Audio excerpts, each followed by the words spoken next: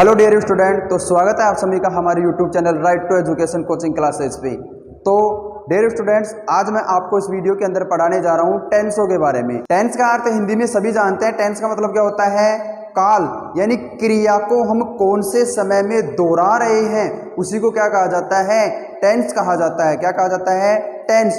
कोई भी क्रिया हो उसको अपन तीन रूप में दोहरा सकते हैं। या तो किसी कार्य को हम पहले वाले समय में कर सकते हैं, या किसी कार्य को हमने अभी के समय में किया है, या कई कार्य ऐसे होते हैं जिनको हम कब करेंगे?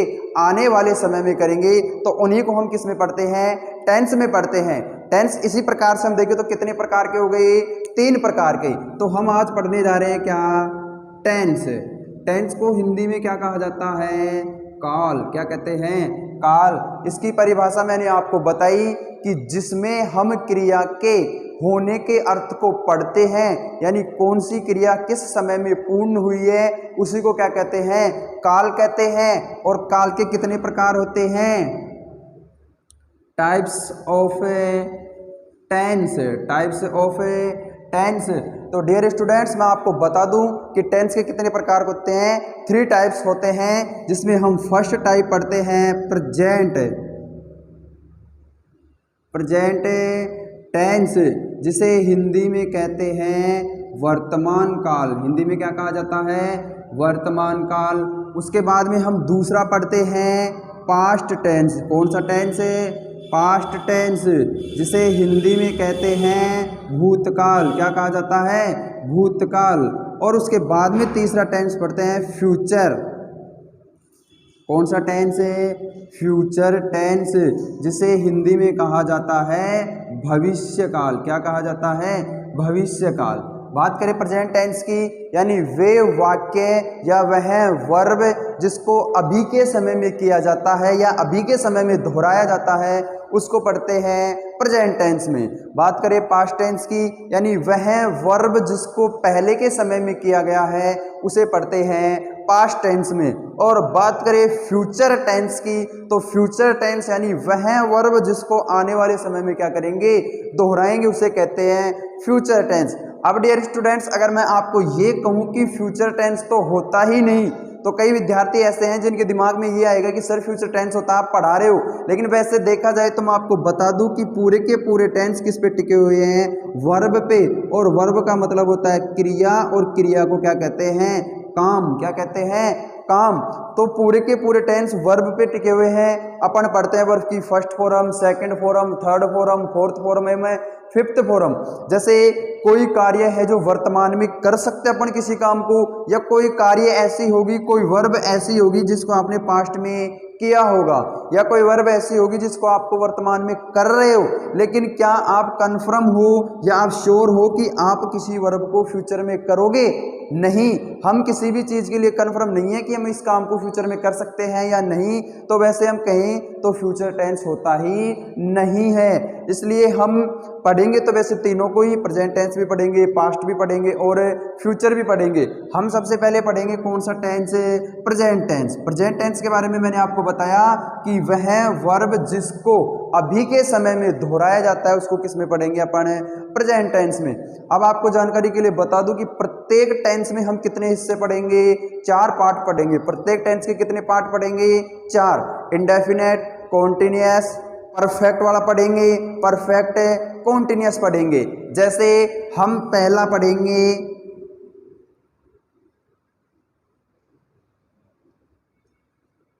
इंडेफिनेट टेंस, यानी इंडेफिनेट पढ़ेंगे। वो टेंस तो अपने हिसाब से लगा लेंगे, प्रेजेंट इंडेफिनेट हो गया, पास्ट इंडेफिनेट हो गया, इंडेफिनेट पढ़ेंगे। इंडेफिनेट को हिंदी में कहते हैं अनिश्चित। क्या कहा जाता है?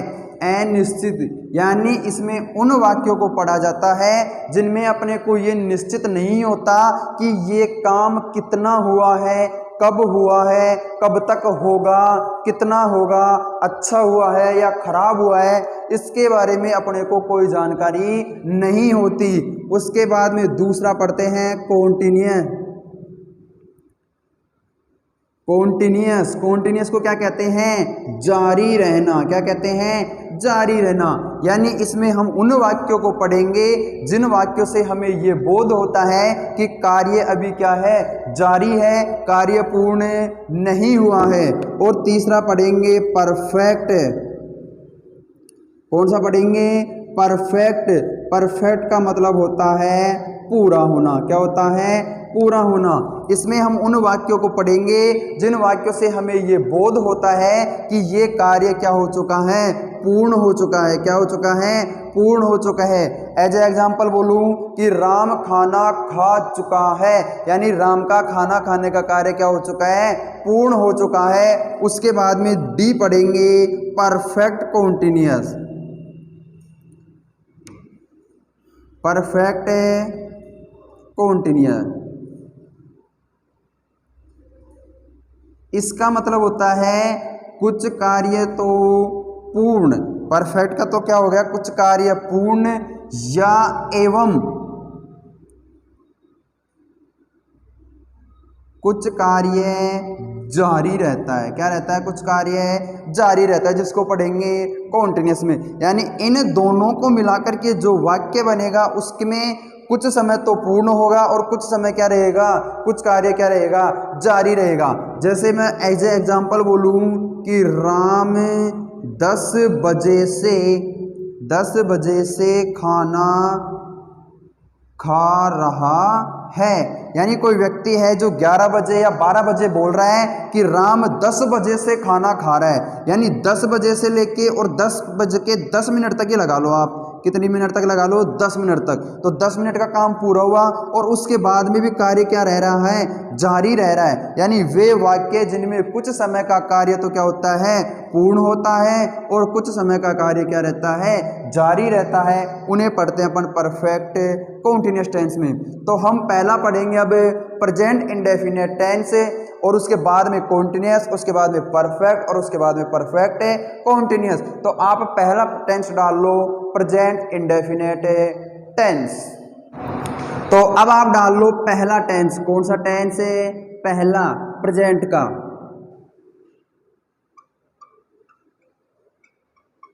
Present indefinite.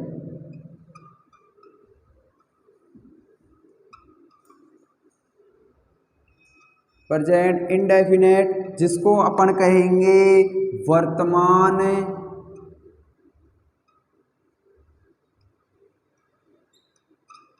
अनिश्चित काल। वर्तमान अनिश्चित काल यानी इसमें कोई भी कार्य है या कोई भी वर्ब है वो वर्तमान के समय में तो होगी, लेकिन अपने को उसके बारे में कोई निश्चित जानकारी नहीं होगी कि वह कितनी हो रही है, कितनी नहीं हो रही है, कब तक होएगी, कब तक नहीं होएगी। तो उसको पढ़ते हैं अपन अनिश्चित में। तो जैसे अपन इसकी पहचान लिखें, क्या लिखे? पहचान। पहचान होती है प्रेजेंट इंडेफिनिट टेंस की पहचान होती है हिंदी वाक्य के अंत में मैन वर्ब के साथ में ता है, ती है, ते है, ता हूं, ती हूं आदि शब्द जुड़े हुए आएंगे। इसमें आएगा हिंदी वाक्यों के अंत में मैन वर्ब के साथ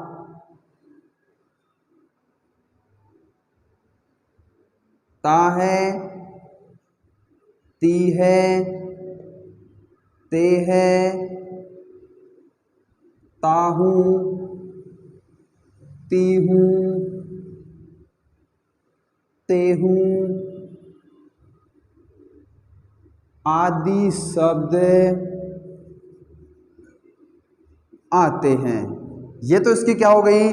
पहचान हो गई। यानी जिन हिंदी वाक्यों के अंत में मैन वर्ब के साथ में ता है, ती है, ते है, ता हूं, ती हूं, ते हूं आदि शब्द जुड़कर आते हैं, उन वाक्यों को अपन किस में बनाते हैं? प्रेजेंट इंडेफिनिट टेंस में बनाते हैं। उसके बाद में दूसरा टॉपिक होता है हेल्पिंग वर्ब। क्या हो गया? Helping verb.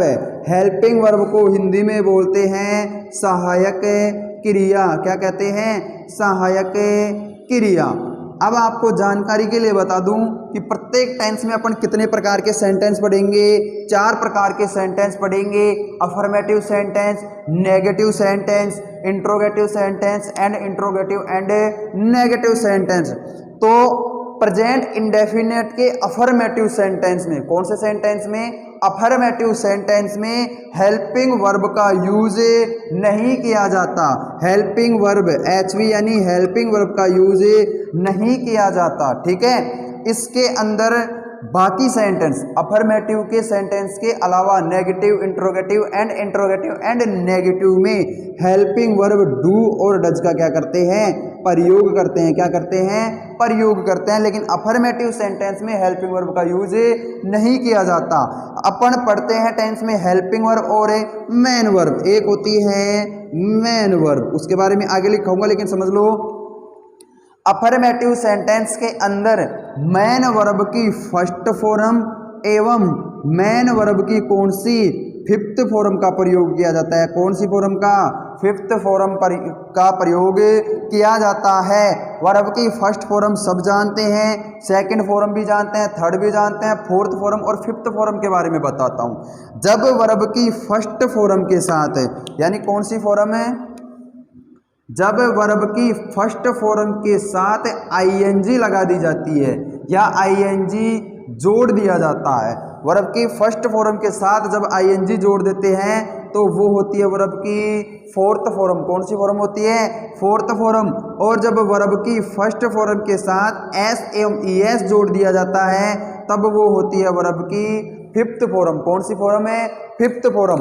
तो जब प्रेजेंट इंडेफिनिट के अफर्मेटिव सेंटेंस को पढ़ा जाता है तो उस टाइम HP का उपयोग या हेल्पिंग वर्ब का उपयोग नहीं किया जाता। मेन वर्ब की फर्स्ट फॉर्म एवं 5th फॉर्म का क्या किया जाता है? प्रयोग किया जाता है। क्या किया जाता है? फर्स्ट फॉर्म एवं 5th फॉर्म का प्रयोग।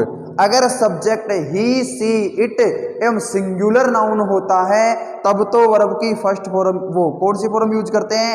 5th form. कौन सी? 5th। और अगर subject I, we, you, they एवं प्लूरल सब्जेक्ट होता है तब वर्ब की कौन सी फॉर्म लगाते हैं? फर्स्ट फॉर्म लगाते हैं। उसके अलावा अदर जितने भी सेंटेंस होंगे नेगेटिव, इंट्रोगेटिव, इनमें हेल्पिंग वर्ब डू एवं डज का प्रयोग करते हैं। इनको भी उसी प्रकार डिवाइड करते हैं।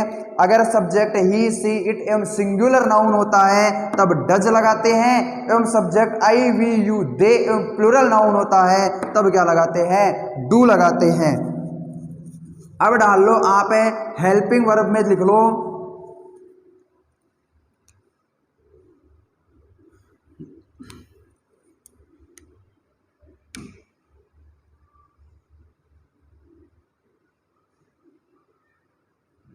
अफर्मेटिव सेंटेंस को छोड़कर सभी प्रकार के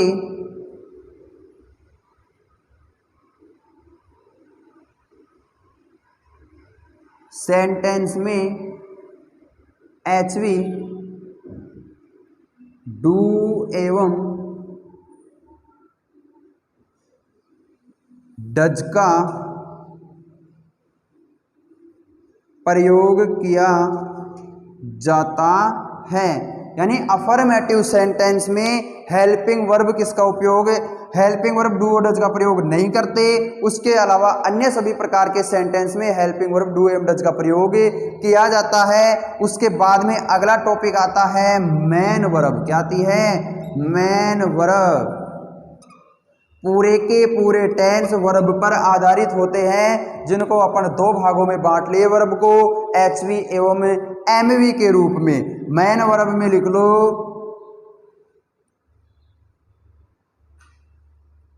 अफर्मेटिव सेंटेंस में मेन वर्ब की फर्स्ट एवं वर्ब की 5th फॉर्म का प्रयोग करते हैं एवं बाकी वाक्यों में वर्ब की फर्स्ट फॉर्म का प्रयोग किया जाता है।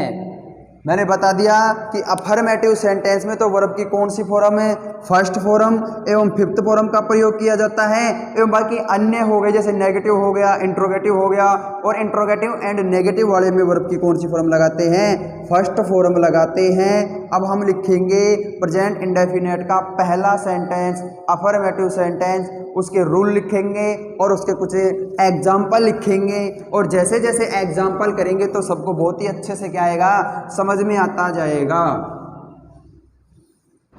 अब अपन देखेंगे प्रेजेंट इंडेफिनिट का पहला सेंटेंस कौन सा, अफर्मेटिव सेंटेंस।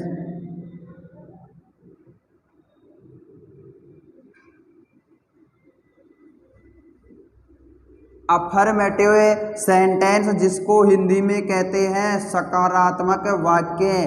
क्या कहते हैं, सकारात्मक वाक्य। वे वाक्य जिनमें किसी प्रकार का नहीं शब्द नहीं आता हो, और वे वाक्य जिनमें किसी प्रकार का कोई क्वेश्चन मार्क चिन्ह नहीं आता हो, उन्हें कहते हैं सकारात्मक वाक्य। यानी कोई भी बात है उसको अपन सीधे ही कह देते हैं बगैर किसी नकारात्मक भाव के, यानी सरल वाक्य होते हैं, उनको क्या कहते हैं, सकारात्मक वाक्य। और एक बात और बता दूं कि प्रेजेंट इंडेफिनिट टेंस को ही सिंपल प्रेजेंट टेंस भी कहा जाता है। अपन इसका लिखेंगे रूल।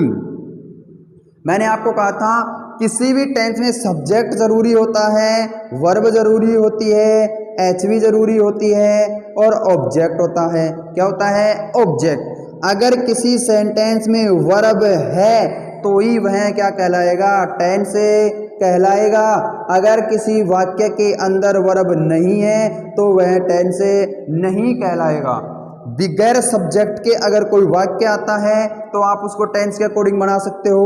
बिगैर ऑब्जेक्ट के अगर कोई वाक्य आता है तो आप उसको टेंस के अकॉर्डिंग बना सकते हो। बिगैर एचवी के अगर कोई वाक्य आता है तो भी आप उसको टेंस के अकॉर्डिंग बना सकते हो। लेकिन अगर किसी वाक्य में वर्ब नहीं आती है तो वह टेंस नहीं कहलाएगा, वह टेंस नहीं कहलाएगा। तो इसका रूल लिखेंगे, सबसे पहले लिखते हैं सब्जेक्ट। क्या लिखते हैं, सब्जेक्ट। अब मैंने बताया था कि अफर्मेटिव सेंटेंस में हेल्पिंग वर्ब का यूज नहीं किया जाता। क्या करते हैं, यहाँ पर वर्ब की फर्स्ट फॉर्म के साथ एस एवं ईएस लगाया जाता है, और उसके बाद में क्या लगा दिया जाता है, ऑब्जेक्ट लगा दिया जाता है। क्या लगा दिया जाता है, ऑब्जेक्ट लगा दिया जाता है। एस और ईएस समझ लो इसको आप, या ऐसे समझ लो कि वर्ब की कौन सी फॉर्म है, फिफ्थ फॉर्म है। कौन सी फॉर्म है, फिफ्थ फॉर्म है। अगर subject he, she, it, he, she, it और सिंगुलर कैसा हो, सिंगुलर सब्जेक्ट हो, तब तो वर्ब की फर्स्ट फॉर्म के साथ एस और एस लगाएंगे। और अगर सब्जेक्ट आई, वी, यू, दे एवं प्लूरल सब्जेक्ट हो तब वर्ब की फर्स्ट फॉर्म के साथ एस और एस नहीं लगाएंगे। ठीक है, यानी अगर subject he, she, it am singular है तो वर्ब की फिफ्थ फॉर्म लगाएंगे, और अगर subject I, we, you, they plural subject है तब वर्ब की कौन सी फॉर्म लगा देंगे, सिर्फ फर्स्ट फॉर्म लगा देंगे। कौन सी, फर्स्ट फॉर्म। एग्जाम्पल लिखाएंगे तब और भी अच्छे से समझ में आएगा। मैं लिख दूं कि राम बाजार जाता है, राम बाजार जाता है। हिंदी वाक्य को जब आपने देखा तो लास्ट में क्या लगा हुआ आ रहा है, ता है। ता है को देखते अपने को कंफर्म हो गया कौन सा टेंस है, प्रेजेंट है, इंडेफिनिट टेंस। इसमें किसी प्रकार का कोई नई शब्द भी नहीं आया, ना ही लास्ट में किसी प्रकार का कोई क्वेश्चन मार्क आया, तो ये नेगेटिव भी नहीं है, इंट्रोगेटिव भी नहीं है। कौन सा बच गया अपने पास, अफर्मेटिव सेंटेंस। रूल अपने पास सबसे पहले क्या लगाएंगे, सब्जेक्ट। सब्जेक्ट कौन है, राम। कौन है, राम। उसके बाद में लगाएंगे वर्ब की फर्स्ट फॉर्म, जाता है को क्या बोलते हैं, गो। क्या बोलते हैं, गो। और मैंने बताया था अगर सब्जेक्ट सिंगुलर है तो फर्स्ट फॉर्म के साथ एस और ई एस लगा देते हैं। तो राम गोज टू मार्केट, क्या लगाएंगे, मार्केट। ये लो। उसके बाद में जैसे मैं लिखूं एग्जाम्पल नंबर दूसरा, वे खाना खाते हैं, वे खाना खाते हैं। सबसे पहले लगाएंगे सब्जेक्ट वे को क्या लिखोगे, दे, क्या लिख दिए, दे। उसके बाद में लगाएंगे वर्ब की फर्स्ट फॉर्म खाते हैं को क्या बोलते हैं, ईट। अब मैंने बताया था अगर subject I we you they होगा तो उसके साथ एस और एस नहीं लगेगा, सिर्फ क्या लगेगी वर्ब की फर्स्ट फॉर्म। तो दे ईट और क्या खाते हैं, खाना, तो लगा दिए फूड, क्या लगा दिए, फूड। तो समझ में आया सभी को अफर्मेटिव सेंटेंस। जैसे 2-4 एग्जाम्पल और देख लो। तीसरा एग्जाम्पल, महेश मैदान में क्रिकेट खेलता है। हिंदी वाक्य के अंत में आया ता है। अब अपन देखेंगे सबसे पहले सब्जेक्ट कौन है, महेश,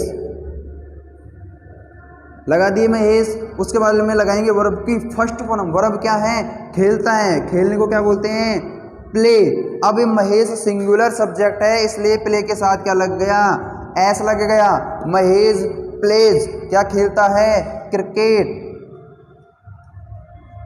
ठीक है, महेश प्लेज क्रिकेट। अब मैंने आपको बताया उसके बाद में ऑब्जेक्ट लगाएंगे, क्रिकेट खेलता है लेकिन कहाँ खेलता है, मैदान में, तो इन दी ग्राउंड, और लास्ट में फुल स्टॉप। तो आशा करता हूं कि आप सभी को यहां तक बहुत ही अच्छे से समझ में आया होगा। आज के लिए इतना ही, कल हम आपको नेक्स्ट पढ़ाएंगे।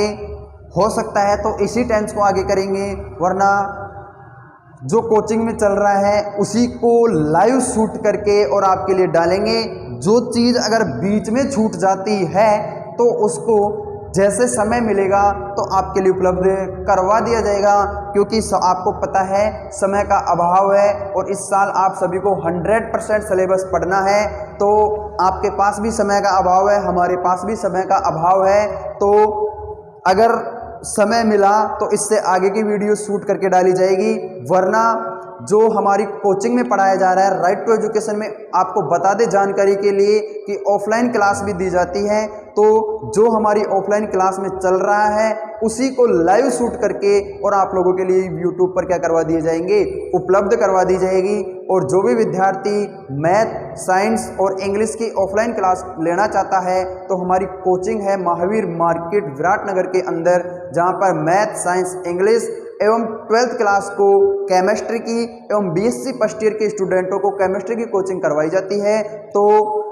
अगर समय मिलता रहा तो आपके लिए ऑनलाइन क्लासें उपलब्ध होती रहेंगी, और अगर समय नहीं मिलता है तो आप केमिस्ट्री की और साइंस की क्लास कोचिंग में ले सकते हैं। उसके अलावा मैथ की और इंग्लिश की क्लासें प्रॉपर आपके लिए यूट्यूब पर उपलब्ध करवा दी जाएंगी। तो आशा करता हूं सभी को अच्छे से समझ में आएगा, और उम्मीद करता हूं कि जो विद्यार्थी हमारे चैनल पर नए हैं वो हमारे चैनल को सब्सक्राइब करें, वीडियो को लाइक करें, कमेंट करें और बताएं कि आपको ये वीडियो कैसी लगी। किसी विद्यार्थी को अगर समझ में नहीं आया हो तो कमेंट बॉक्स में डाल दें, अगले वीडियो के अंदर उनके कमेंट का हल जरूर दिया जाएगा। और इसी चैनल के ऊपर 8th क्लास की मैथ की क्लास भी अपलोड की जाएगी, जिसको पढ़ाएंगे अमन सर के द्वारा, उसको करवाया गया है। उसमें 8th क्लास की एक्सरसाइज 2.2 का पार्ट नंबर 2 डलेगा। फर्स्ट पार्ट अपलोड हो चुका है, आप वहां से देख सकते हैं, और सेकंड पार्ट भी कुछ दिन के अंदर इसमें अपलोड हो जाएगा।